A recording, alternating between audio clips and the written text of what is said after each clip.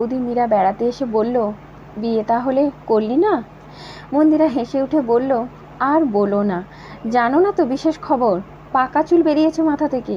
মীরা ধমকে উঠে বলে, রাখ তোর বিশেষ খবর, কোথায় যেন একটা বুড়ো বুড়ো বসে আছে না তোর জন্যে, হতাশ প্রেমিক হতভাগা।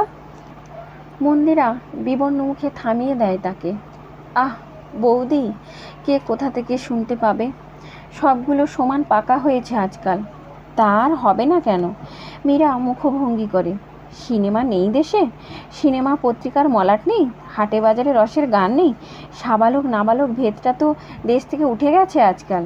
সেই তো বিপদ।